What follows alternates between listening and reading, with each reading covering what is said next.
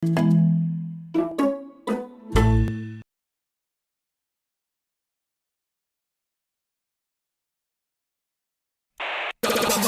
mo Radyo Pilipino. saan mang bahagi ng Pilipinas, saan mang bahagi ng mundo, anumang uri ng pamumuhay. Ito ang Kabahagi Mo Radyo Pilipino. Napapakinggan on air and online sa buong mundo sa pamamagitan ng www.radiopilipino.com. RadyoPilipino.com.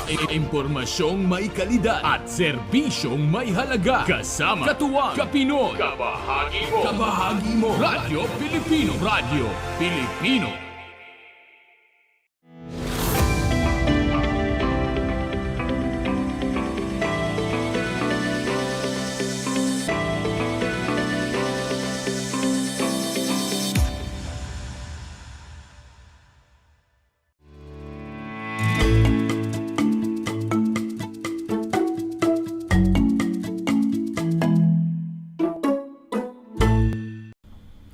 Hi everyone! Happy morning! Welcome again dito po sa ating Angat Tarlakhenyo.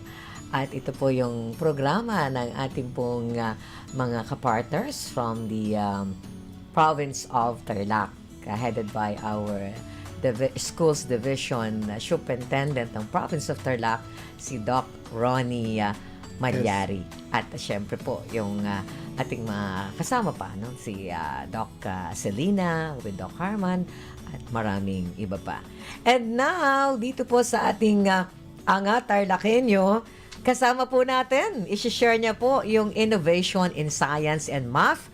Walang iba po kundi si Dr. Conrado C. Domingo. Siya po yung ating Education Program Supervisor in Science and Math ng ating pong Schools Division Province of Tarlac. Hi sir! Welcome dito sa ating Angat Tarlakhenyo. Kumusta na po? Mabuti po, madam. Thank you so much for inviting me. It is indeed my honor and pleasure to be your guest today. Yes, okay. Sa mga viewers and listeners po natin, ano? At eto nga po, napakagandang innovation na naman, part of the program ng Angat Tarlakhenyo. Doc Domingo, yes, I know meron kayong i-share na capstone project for this innovation ninyo. Yes po, madam. Shall I begin it, yes, madam? Opo. First and foremost, I would like to greet our DepEd Regional Director, Dr. May B. Eclar, to the Superintendency of Schools Division of Tarlac Province, headed by Schools Division Superintendent Dr. Ronnie S. Malyari, and Assistant Schools Division Superintendents Dr. Armand Capili and Madam Selena Vega, to our Chief in the CID or Curriculum Instruction Division, Dr. Paulino D. Dipano, to the DCTC staff, to all the science and mathematics teachers, to all our televiewers, our listeners, to all the science empire. Good morning, good morning, good morning po. My respect and salute to you. Yes, sir. Alam mo, napakaganda nitong innovation natin. Parang nung elementary ko, tsaka high school, tsaka college, parang hirap ng math. Yes, ma'am. Actually, our strategy now is bringing science and mathematics closer to the heart of our learners. To give them the impression that learning science and mathematics is exploratory, it is fun, and it is very informative, and they would learn a lot from science education. Okay. I would like to present, madam, Go ahead, with your sir. permission, our Inno-Sci Mathematics Innovation Capstone for school year 2023-2024 and onwards. The proponents of this Inno-Sci-Math are yours truly, Dr. Conrado C. Domingo, as the Education Program Supervisor in Science, together with Sir Augusto I. Ballesteros, Education Program Supervisor in Mathematics. In science, we have an ongoing science and mathematics programs, projects, and activities. Such as, first, we have the 5 skills a day, which is the FSD.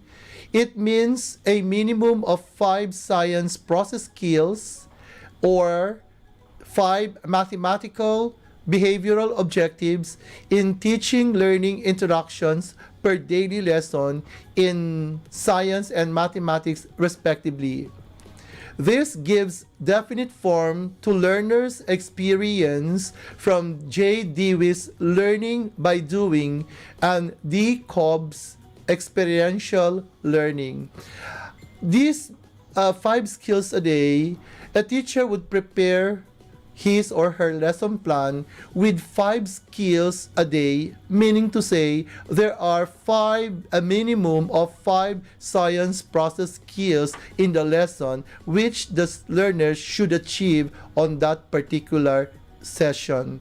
Likewise, for mathematics, there are 5 mathematics behavioral objectives for mathematics teachers in their lesson plan. We have extended the number of competencies that we have included in our daily lesson plan because there is a need to.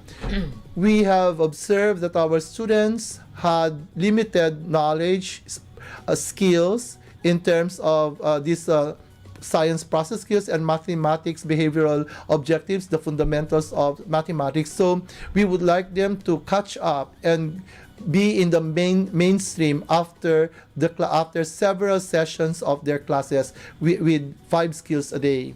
Then we have 2 for each day. We have 2 cognitive skills, we have 2 psychomotor skills, and 1 affective skill. Then we have the second program, which is the science, mathematics, contextualization, localization, indigenization of curriculum in K-12, or the SM-CLIC. This anchors on the connection between experience and subject knowledge by L. Vygotsky and U. Bronfenbrenner, while entertaining globalization. Globalization is a new word. I would like to explain that. Globalization is a combination of getting global and at the same time getting local. A combination of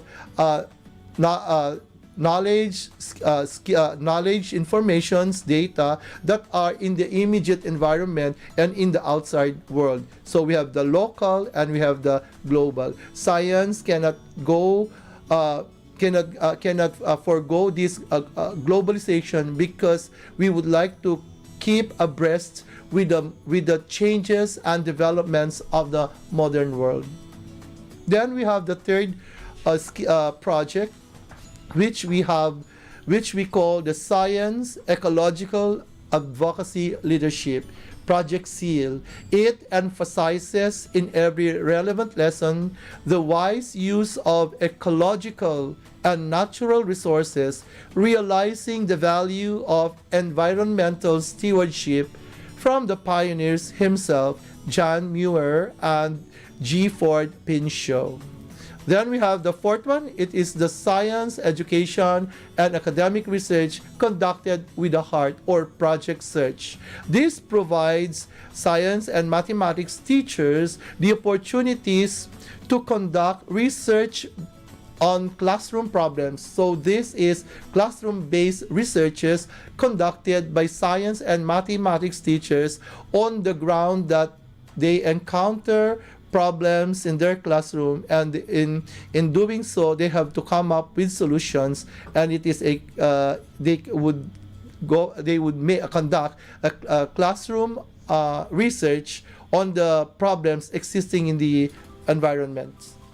And then we have the fourth. These are the 4 programs, projects, and activities that we have prior to the COVID years.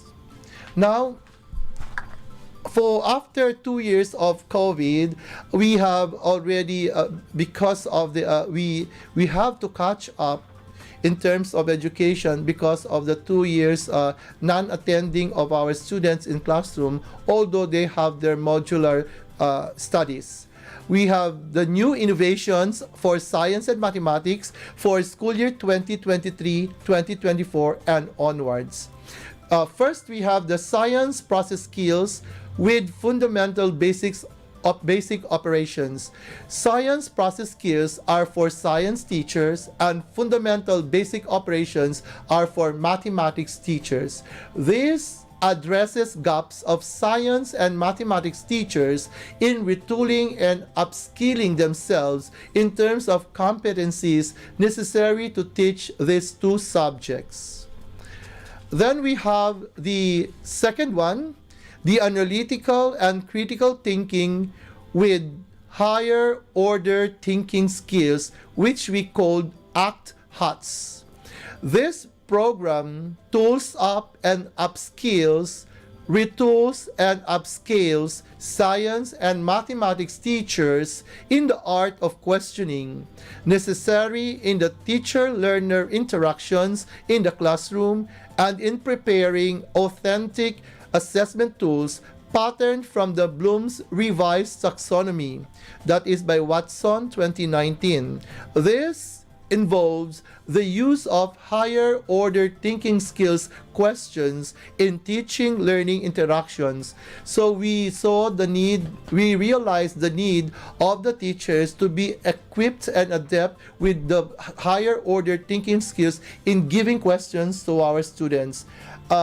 I would like to give an example of this. We are already training our teachers. Actually, we have already conducted 2 successive seminars, one for the elementary science and mathematics teachers, and the second one is for the junior high schools science and mathematics teachers. We have already conducted this higher order thinking skills division training workshop. Gone are the days that in the classroom the teacher would ask for what, when, where, and why.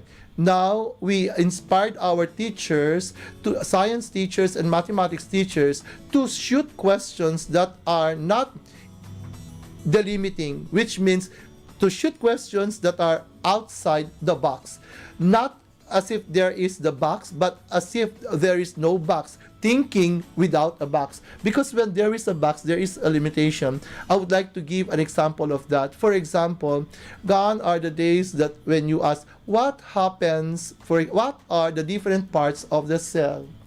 That is very basic. But now we are already shooting higher order thinking skills. Like for example, what happens if you remove or take away the nucleus of a plant cell? Or for example, what happens if you remove all the mitochondria of the cell? So that gives our learners the opportunity to analyze the questions and to think beyond their imagination.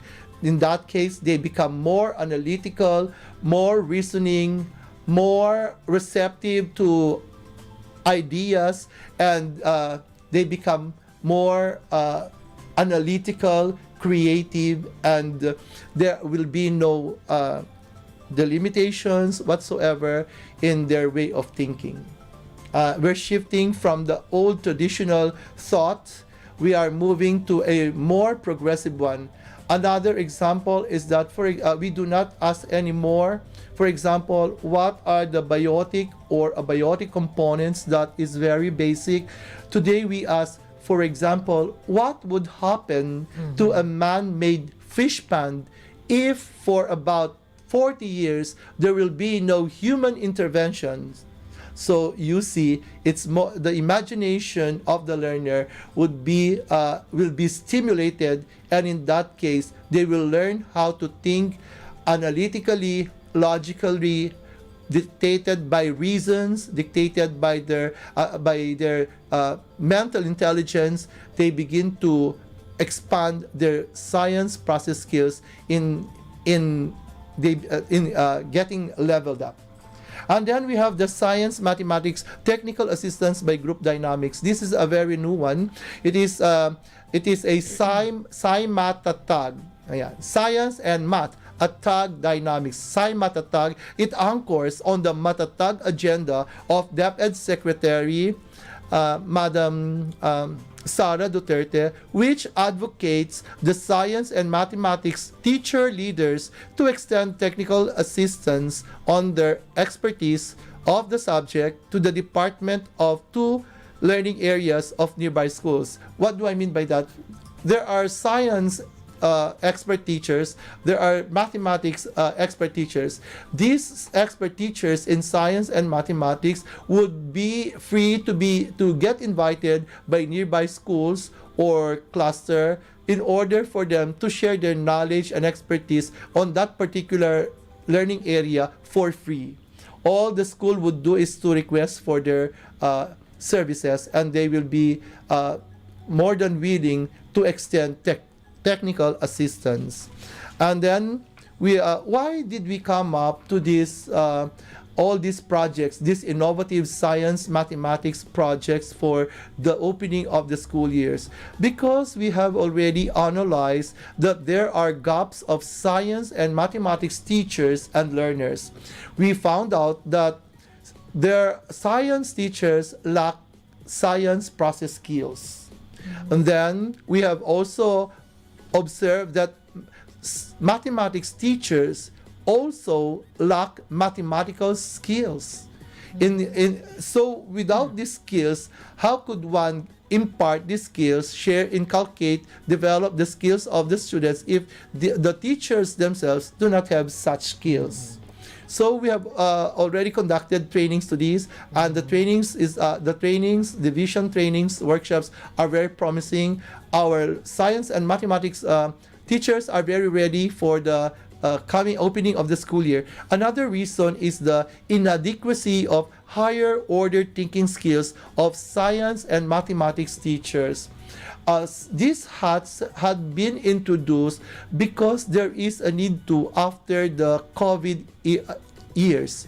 We are in the time of recovery. We are catching up for the lost time in education. We want to bring our learners to the mainstream so that they can be very competitive in terms of education, particularly in science and math.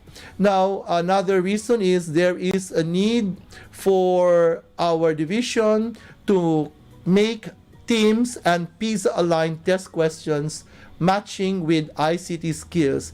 Teams would be for the trends in mathematics and science studies, which is an assessment, international assessment conducted for grade 4, and the PISA is programmed for international student assessment, which is for grade 7, 8, and 9 in the junior high school.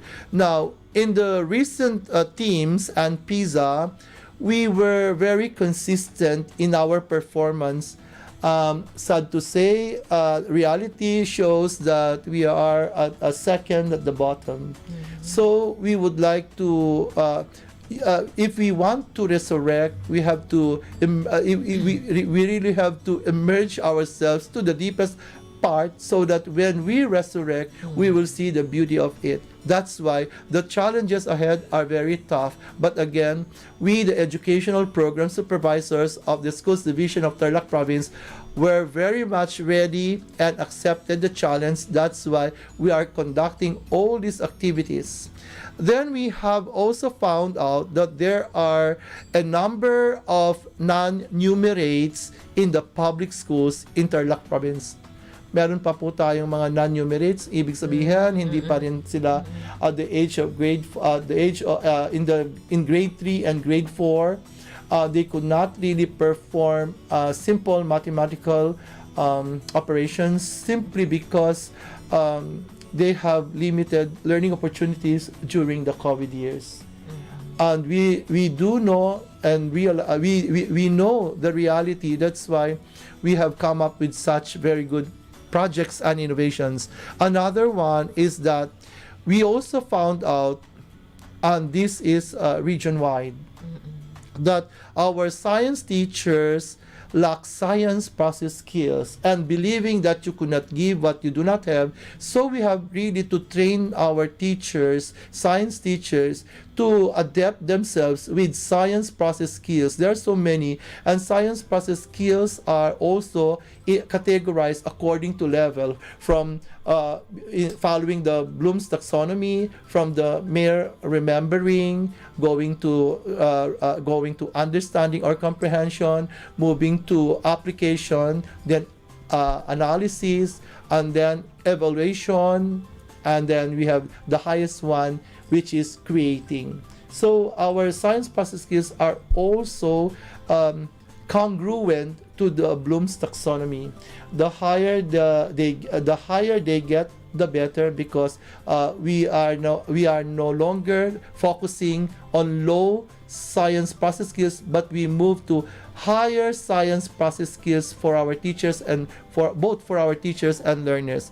And we have also observed that there are low scores in science and mathematics in the recently concluded regional mid-year assessment for school year 2023. I think that was conducted in October, and because of that, we really have to catch up for these backlogs or lapses in our at DepEd Tarlac province. Madam, I would like also to emphasize that in science we have two curricula. We have the regular curriculum and we have the special science curriculum. I am happy to inform our everybody that our science curriculum students, learners, pupils in the special science elementary schools, and students in the junior science high school offering special science classes, or what we call the science, technology, and engineering classes, are doing well. They are not affected with this low performance in the regional mid-year assessment conducted for school year 2022-2023. They did well, but if you're going, but getting the average, that would pull us down, because the regular curriculum really are in great number as compared to the selected few in the special science curriculum. And then, because of all these factors, we were able to come up with the Hatzgraph 4.0, higher order thinking skills, critical reasoning and analytical thinking anchored on futures thinking for education 4.0. It is actually a package of upskilling and retooling our science and mathematics teachers at DepEd Tarlac province. The rationale of this capstone or project begins from this striking generality. In this DevOcad world, DevOcad would be disrupted, volatile, uncertain, complex, and ambiguous world of education. In the progressing age of the Industrial Revolution 4.0, classroom teaching has expanded its platforms and modalities using the state-of-the-art technology. Learning the concepts, skills, competencies, values, and attitudes in science and mathematics have evolved from simple to more complex, giving rise to the demands of the 21st century skills such as critical thinking, or what we call the higher order thinking skills. Among these 21st century skills are creativity, collaboration, communication, innovation, lifelong learning, information and media literacy, financial literacy, futures thinking, flexibility, resiliency, mental health awareness, and social responsibility. These are all research-based by Skleker 2016, Robles 2012, Hodge and Lear 2011, and Vogt and Roblin 2010. Higher order thinking skills, or HOTS, is a concept popular in American education. It distinguishes critical thinking skills from the low-order learning outcomes, such as those attained by rote memorization. HOTS include synthesizing, analyzing, reasoning, comprehending, applying, and evaluating, according to Watson 2019 and Earp 2019. Higher level thinking skills include concept formation, concept connection, getting the big picture, visualization, problem solving, questioning, idea generation, analytical thinking, practical thinking, pragmatic application, and synthesizing or creative thinking. HOTS are used for advanced cognitive processing of information. It occurs when a person engages in a deep level of processing. In Bloom's taxonomy, for example, skills involving analyzing, evaluating, and synthesizing or creating are thought to be of a higher order, requiring different learning and teaching methods than the learning of facts and concepts. Higher order thinking skills involve the learning of complex, higher judgmental skills such as critical thinking, analytical thinking, and problem solving. HOTS are more difficult to learn or teach, but more valuable because such skills are very useful when applied in most real-life scenarios, contexts, and situations. Now, for our objectives in coming up with a HotScrap 4.0, first, we have to capacitate the science and mathematics department heads in the junior high school and the science and mathematics teachers in designing, selecting, organizing, and utilizing authentic assessments to enhance future thinking, learning outcomes. Future teaching and learning outcomes. Second, to assist science and mathematics department heads and teachers develop the art of questioning using higher order thinking skills in classroom discussions and in preparing authentic assessment tools. Third, to use artificial intelligence in the delivery of instruction in science and mathematics. We are already using these informative apps in science and mathematics, and they are part now of the materials, resources that are used by the science and mathematics teachers in their classroom sessions or interactions. Then fourth, to produce digital data bank of science mathematics test questions based on the most essential learning competencies from grades 3 to 10 in the regular curriculum and grades 1 to 6 in the special science curriculum and grades 7 to 10 in the science, technology, and in engineering curriculum. Now, Madam, napakaganda ng process na pinagdaanan po namin. Kasi before going to the HotScrap, ang dami naming mga ginawang focus group discussion. Our inputs included division training workshops, which were just conducted recently. That's why I'm very confident that our science and mathematics teachers are very ready for the opening of the school year comes last week of August. They have undergone capability building.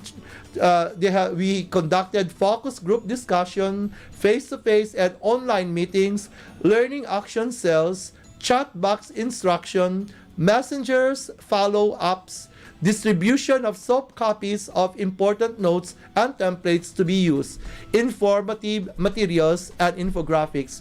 I'm also happy to tell our stakeholders in education, that these leaders, science and mathematics leaders have also conducted their district training workshop in science and in mathematics respectively. And then for the processes, we are now looking forward for the implementation of all the programs of Hatscraft 4.0. We will be monitoring and supervising. We will have a project initial evaluation after the first semester or 2 grading periods.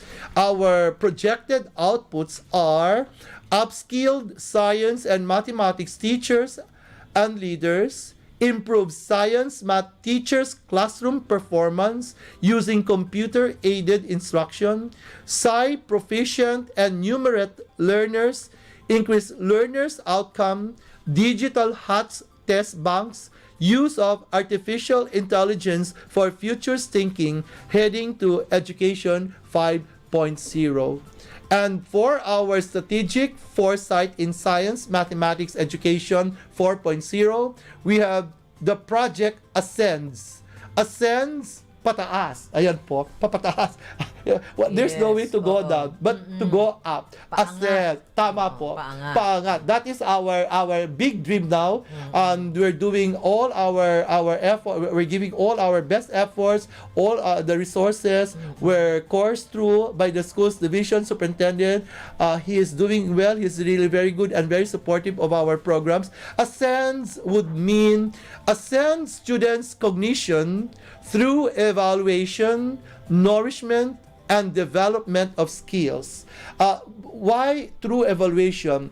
Before we came up, madam, with these innovations for science and mathematics and all the learning, different learning areas for that matter, madam, we have gone through this process of evaluating our students. We evaluated their performance in the mid-year and after the grading period, their yearly performance, their achievement rate, and then we conduct focus group discussions. We have with the teachers.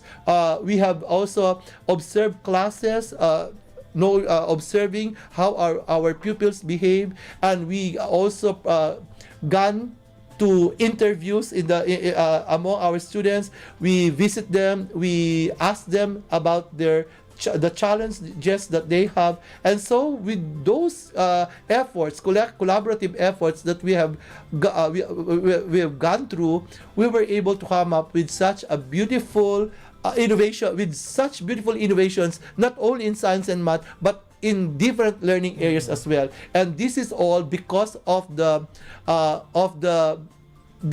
brain of our schools division, who is the schools division superintendent, Dr. Ronnie S. Malyari. He's a very, very good leader, top caliber leader. I usually call him, madam, the PQA star, because accordingly on records, he is the only one that had made his previous division a Philippine quality, PQA standard for just like ISO.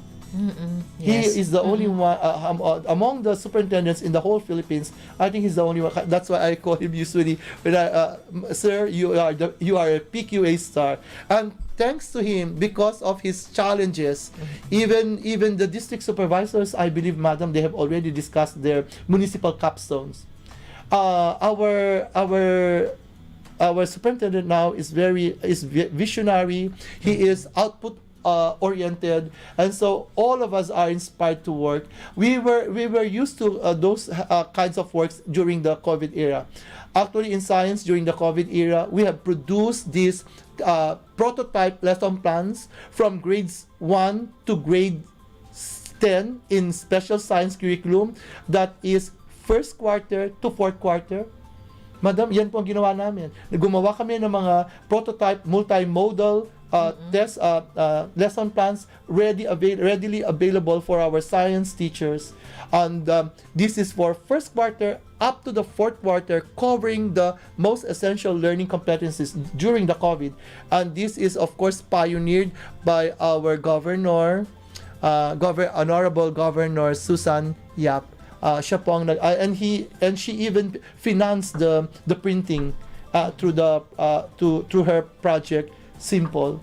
And so not only for the special science curriculum, madam, we also came up with the modules, also a multimodal lesson plans for science teachers from grade 3 to grade 10, from first quarter to fourth quarter, focusing on the what we call MELC, or most essential learning competencies. Aside from that, we were also able to come up with, this year, we were able to come up with test questions readily available for science teachers from grades 1 to grades 10 in the special science curriculum, and from grades 3 to grade 10 in the regular curriculum. Kasi po ang special science curriculum natin, madam, as early as grade 1 meron na siyang science. So, ibig sabihin, advanced po yung mga ginawa niyong yung yan. Yes, ma'am. Kaya po, and the items are 100 items and 50 items. Distributed as, for 100 items, we have 25 items for first quarter, 25 items for second quarter, 25 items for third quarter, and 25 items for fourth quarter. Nagagamitin niyo po this school year? Yes, ma'am. At aside from that, we have also considered if, for example, students might average performing students would like to choose for 50 items. We also have 50 items. Those 100 item tests were also reduced to 50, distributed as 12 items for the first quarter, 13 items for the second and third quarter, and 12 items for the fourth quarter, total of 50 items. Sa lahat po ng learning areas or science and math lang? Science have paved the way. My colleagues are already preparing their own share. That I think that would be our part. Madam, you know, we have gone this. The science department heads, the district science specialists, the master teachers work hard through this on this project, and so I'm very thankful to the science district science district specialists, and also to the master teachers in elementary. And for the secondary, I am thankful to all the department heads in the different schools, public secondary schools, and also science teachers and the science proponents of these test questions. These had undergone quality assurance, madam. We have reviewed them, so I'm very confident that our science teachers are very much ready. Actually po, madam, during the COVID years, because of this compendium, hindi naman po masyadong nahirapan ang science po. Modesty aside, ang science ang may magandang performance during the COVID. I think I owe it a lot for the cooperation of the cooperation of the teachers. We have our prepared modules during that time. We had during COVID po, on the onset of COVID in March 2020, yun ang March 15 yata yon. On March 15, 2020, doon yata po nag-ano ang COVID. And from then on, sabi ko, we have to produce something because ano po tayo noon, no? Walang work from home, walang offices kasi lockdown. So ang ginawa namin, meron namang internet. We have our group chats with the district specialists and with the department heads, with the master teachers. We distributed. And I based their expertise on Madam Science has four learning disciplines of learning. Science is science from grades 1 to 10 and for the special curriculum, and grades 3 to 10 in the regular curriculum have four disciplines in science. We have integrated science, which is combinations of astronomy, geology, ecology, archaeology. Then we have also chemistry, we have also physics, and we have biology. Each quarter po yan, nag-change po ang discipline of science. First quarter, maaaring nasa physics sila, or chemistry. Second quarter, biology. Third quarter, yan po implemented from grades 1 to grades 10? Yes po. That is this prior curriculum. because of our learning resources in science, I think our teachers did well during the two-year COVID years. Because of our learning resources. Maganda pong performance ng science. Kaya nga, even to the central level, the regional level, tinanong din ako. I heard it a lot of, I don't need to justify because those were the results that came from the field. How about the response of the students naman? So far po maganda po ang response ng mga estudyante. Ang kinatutuwa po natin dito sa DepEd Tarlac Province, our special science pupils and students in the junior high schools are doing well. Actually, madam, we are called the bedrock of science education because yours truly had initiated this program 5 years ago. It was my target when I assumed the post of Education Program Supervisor. That was in 2006. There were only 3 special science schools at DepEd Tarlac Province. If I remember it right, it's only Tarlac National High School, and then we have Victoria, and then we have B.S. Aquino National High School. So yun lang yung mga Yes po. high school natin na merong special classes for science. Yes, madam. But now, because of my drive to really bring science to the heart of the learners, we have established at least one special science schools in at least one science curriculum school in every municipality. Meron na po silang actually we have a total of 30 special science schools in the junior high school.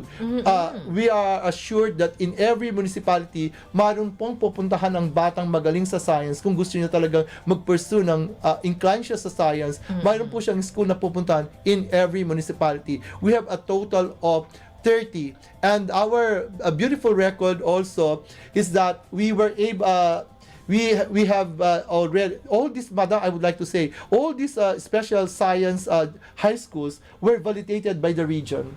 We have passed through the standards of having the laboratories both for life science and physical science. Aside from that, leaders who are science, mathematics, and English major. Aside from that, really a set of teachers who are distributed in the different learning areas. Science teachers who are expert in integrated science, they're expert in biology, chemistry, and physics.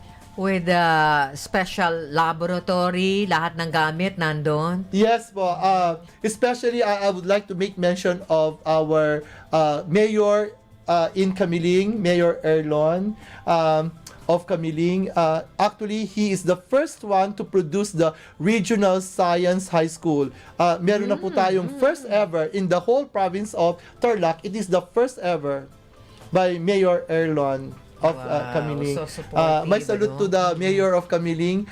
He is the first among the municipal mayors. He's the very first to come up and sponsored really and supported all the way this first regional science high school, which we call the Camiling Science High School. And in the region, it is the 6th legislated. Madam, ito po yung first legislated science high school in the whole province of Tarlac.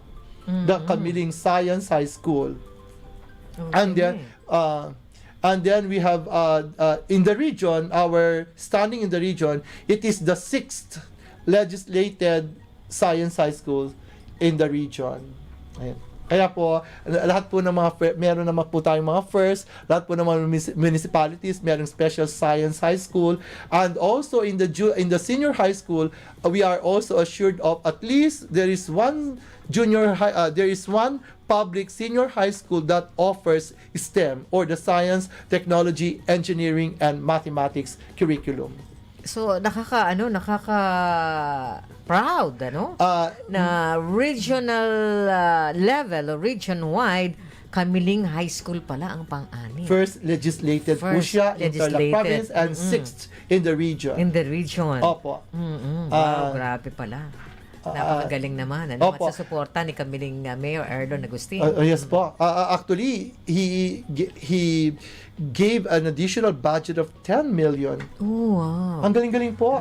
Actually, I would like also to make mention that all of our municipal mayors, especially the governor, Governor Susan Yap, they are very, very good, including our congressmen in 1st, 2nd, and 3rd district of Tarlac province. Napaka-supportive po nila. I heard about Congressman Jaime Cojuangco. Yes. He is really visiting different school. I think he was last month, about 2 months ago, he was in San Clemente looking, inspecting our school, and so they are very supportive. Likewise, in the 2nd district, Congressman Christian Yap is also doing the same. I think, Madam, he pioneered this competence center in Victoria. Yes, parang meron sila doon. Opo. Magpapatuloy sila ng napakagaling. Ang gagaling ng congressman natin. I think God gave us this local, provincial, congressional, and district leader, municipal leaders, kasi we need them very, very much because we are just recovering from COVID, the impact and effects of COVID. Kaya yes, itong mga nakupo natin, yes po, including our municipal mayors, because they are really collaborating closely with the schools division superintendent. Ang gagaling naman po. Kaya po masaya kami dito sa DepEd Tarlac province. Kasama nyo sila sa Angat Tarlakhenyo.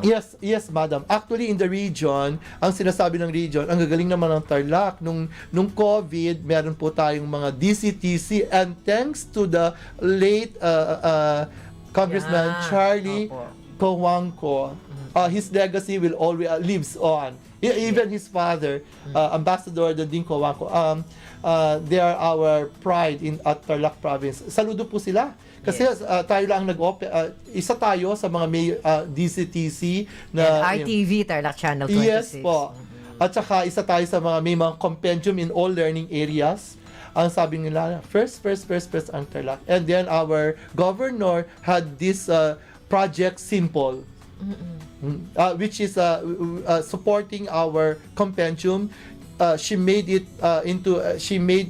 in hard copy. She had it in hard copies and distributed to the learners to the Tarlakhenyo learners. That's why we believe that in the near future, really, Tarlac would be Tarlakhenyos. Yes, Tarlakhenyos. Opo. Aangat when it comes to education. Kaya po kami sa DepEd, masaya because we are blessed with this educational and executive leaders. Yes, tama po. Napakapalad talaga natin, sir. Totoo po yan. Okay. So, ayan. At siguro may oras pa tayo para bigyan daan po itong ilang mga katanungan. Doc Domingo, na alam pa rin natin, may mga science programs, projects, activities na ito mga to implemented ba ito? Speaking of the pre-COVID years? Yes po. We have programs that were implemented before COVID years and still implemented now, such as the 5 skills a day. Kasi po, we could not offer our students with 3 skills. Now we would like to we double our time and effort, and teachers realize the need for it. Ang sabi namin sa mga teachers, mga anak natin yan. Yes. Kung di natin tuturuan mga yan, what will happen of us tomorrow? Sila magiging leaders. So talaga po, 5 ang skills na dapat. Ganun din sa mathematics, 5 mathematical basic operations ang ituturo nila. Ang competency na ituturo nila. Minimum po yun sa lesson plan. At tapos po, that should be achieved for the day. So double po, instead of the 3, dati po 3 lang. Isang cognitive, the 3 domains of learning po, yung cognitive, psychomotor, and affective. We never forget the affective, because affective is educating the heart with values, attitudes, with good values, attitudes, morals, etc. So, kinokompleto po. Dinagdagan nyo ng 2. Para Yes, maging 5 skills. Yes po, minimum for a day. And then we also have this Project Seal. Hindi po nawawala yan because all of us must have his own, each of us must have his or her own share of protecting, preserving Mother Earth. Otherwise, we might not know what would happen tomorrow if we do not care enough of Mother Earth. This is the only planet where life, I think, is possible. Wala namang other planet. Although Yes. wala pa naman kasi na-discover sa science mo, wala pa naman. Yeah, we should love and take care of Mother Earth. Hindi po nawawala yung ating Yeah. Project Seal. Oo. This is the Science Ecological Awareness Leadership that is integrated in the lessons of our students. And of course, continuous pa rin po ang ating mga researchers kapag may problema ang science or math teachers, and not only science, math, even the other learning areas, in fairness, nagkakonduct po sila ng, they are encouraged to conduct classroom research. Classroom research para kung yung problema nila ay pareho, halimbawa po, mahina ang mga estudyante nila sa science, anong strategy yung nakita nilang effective. Yes, oo. Yeah, they will come up with that. And then, of course, they will follow yung procedures po, yung ating ethics in research, ganyan. And then, kapag na-publish ito, yung ibang teachers of the same predicament or situation may apply the research. Yes, okay. Eto, follow-up lang po natin, ano? So, now, ini-implement pa rin natin yung PPAs na ito, kahit na face-to-face, at sabi nga natin bakit? Bakit need pa natin to do this programs, projects, and activities? Yes po. Because we know it was found out that our teachers and even our learners and even teachers lack these science process skills, so they have to catch up. And teachers were the the front liners of our educational system. That's why they are they were trained and they were adept to really develop in themselves these science process skills, because we believe that you cannot give what you do not have. That's why if we want to learn if we want to make our learners learn these scientific process skills, science process skills, first and foremost, the teachers should possess them. Okay. So, sa ngayon, sir, gusto mong i-share yung some innovative science programs, project activities, and especially po sa mga public schools na mag-open na this coming Yes, last week of August. School year natin, 2023-2024. Yes, madam. We are focusing on the HATS craft, which is the higher order thinking skills, higher order thinking skills, creating creative, analytical, reasoning, analytical thinking anchored on futures thinking. Kasi po, we are in the 21st century. Gone are the days that our skills now in the 21st century must not be those that are in the traditional way. Because if I'm not mistaken, we are now in the education 4.0, and because of that, we have also to upgrade our skills. In the 17th century, in the 18th century, that I think that was about 1760. That is the first industrial revolution. We have this. Steam engines were discovered, and then we have this yung metal pots that was discovered in Europe, and the world saw the invention of the steam engine that was in 1760, and that was in the 18th century kasi 1760 po siya, and in the 19th century, 1860, around after 100 years. Kung titingnan mo po ang pattern, more or less 100 years, the world saw the invention of automobiles, and that is the Industrial Revolution 2.0.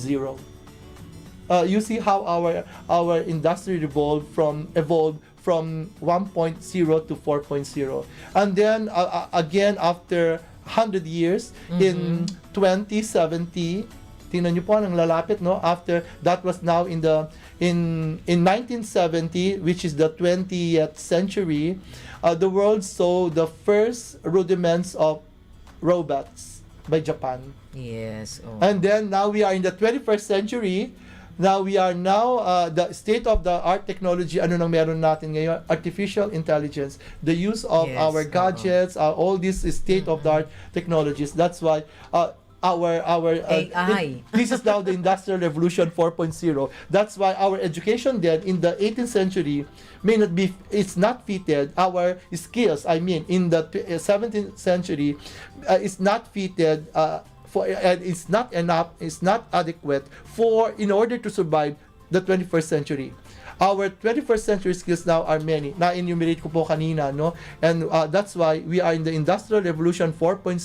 Our education should also be upskilled and upgraded. That's why meron tayo pong Education 4.0. This is done not only in the region, not only in the division, not only in the region, but in the entire country as well. Yes, Doc Domingo, ask ko lang, itong sinasabi nating mga innovations na ito, not just the special classes, special science classes, kundi lahat? Yes po. All Yes po. public schools. This involves both science curricula, the special science curriculum and the regular science curriculum. Ito pong ating mga programs na to. And even the teachers, coming from those who are teaching special science classes and those who are teaching regular classes. Yes, Apa. okay. We believe in equality. Ayan. Yes, tama yan. And I hope maka-catch up. Yes po, we have to Maka-catch do up a yung lot mga of catching students talaga. natin. Opo. Oo. Pero the signs of the times shows that there is hope. Yeah. Lalo na ngayon. Yes IT po. na tayo. IT Yes po. world. Oo. There is hope. We're very hopeful at DepEd na we can close the gap Okay. So, with God's blessing.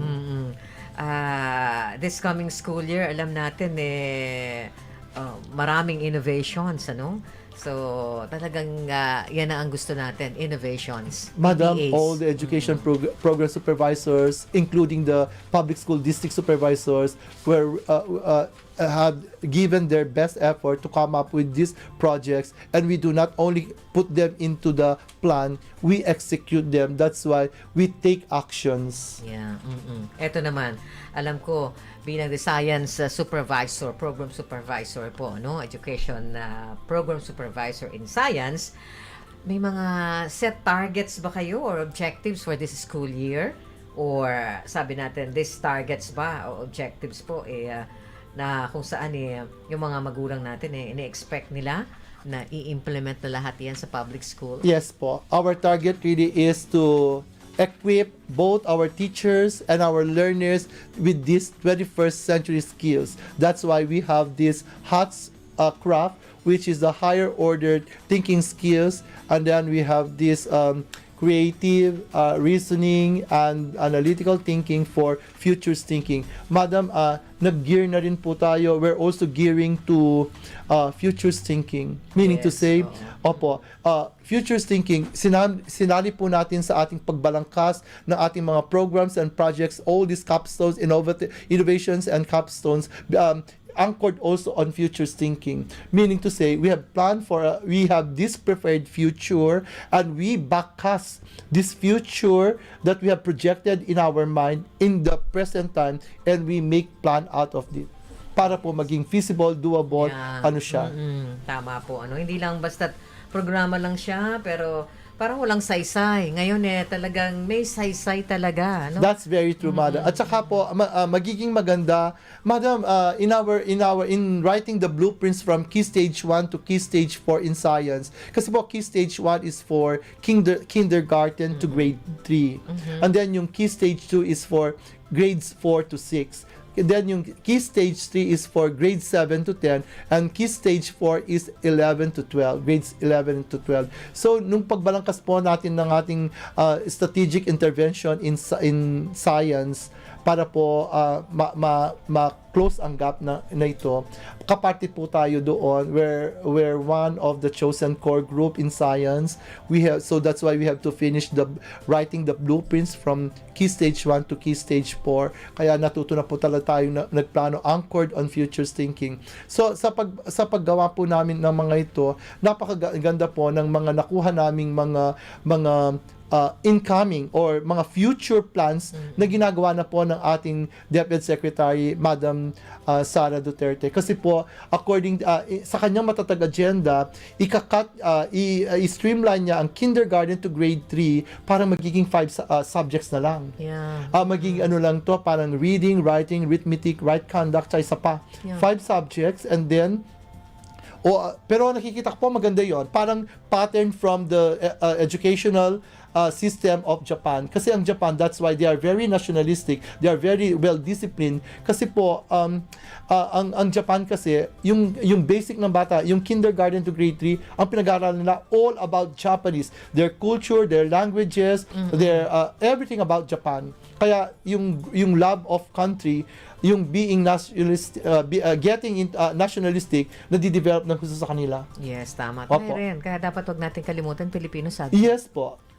Tama, madam. Kaya nga isa po siya sa mga core subject. Yes, And then for grades 4 to ang science po sa projected na namin, kasi meron na po silang shaping paper. Ang shaping paper naman, ito yung mga ito na yung parang new curriculum sa bawat learning areas. Nakahanda na rin po. Pina-review nila sa amin, pinatingin nila sa amin, pina-review nila sa amin, at nag-comment kami, nag-put kami ng nagbigay kami ng mga inputs para lalo pang mapaganda to. At nakita kasi na in our present curriculum, medyo congested. At Yes, opo. Medyo congested siya. Kaya parang dini-congest siya at Tama nagiging po. maganda. So, nung makita po namin, talagang maganda. Talagang Para yun ang naging topic ni Dr. Lambert last time. yes po. Kasi po lahat kami, yun ang dinidiscuss ng mga aming Yeah. regional supervisor. And in the senior high school, parang pinare-review po yata ni Madam Secretary ang senior high school naman. Pero yung pong mga curriculum from grades 1, kindergarten to grade 10, parang nabalangkas na po na final review na lang siguro, and hopefully it will be implemented for school year 2024-2025. Okay. So now, sir, alam ko ang dami po na-discuss, ang dami pong mga kaalaman, sharing of this innovation po in science and math. So ano po yung mga panawagan ninyo, of course, sa mga magulang, sa mga learners, sa mga nakikinig regarding this science education o itong ating pong Angat Tarlakhenyos. Ayan, Opo. para mga estudyante natin. Opo. Gusto ko rin manawagan sa mga magulang. We are blessed that we are blessed with local executives who are education driven. They are yes po, they are education driven. They have heart for education. They are very supportive. Ang gagawin na lang po ng magulang ngayon, po ang sabi nila, it takes an entire village to educate a child. Yes. So, opo, kailangan yun Opo, kami po ang magtuturo, pero kailangan din po ang tulong namin from the internal and external stakeholders. Yes. Kaya nandyan po kayo, po. From Madam, the family, correct po, from the you, family, stakeholders na kasama, tama po, public madam. officials. Yung mga magulang po, I know life may be difficult. Kung minsan po kasi sa aming mga focus group discussion, makikita mo, madam, na ang mga magulang, instead of looking up their children, rearing them properly, kung minsan po they are more focused on augmenting their livelihood. Yes, tama po yan. Yes po. Alam ko po kung may kahirapan ng buhay, please don't just sacrifice your quality time with your children, because education, I believe that education starts in the family, being the basic unit of our society. Kailangan po matatag ang ating mga Filipino families para po ma-educate nila as early as the young age ng bata, na-educate na siya sa bahay. And then kami naman po sa school, handa kaming tumulong para ma-educate You will do your part. Yes po. Talaga.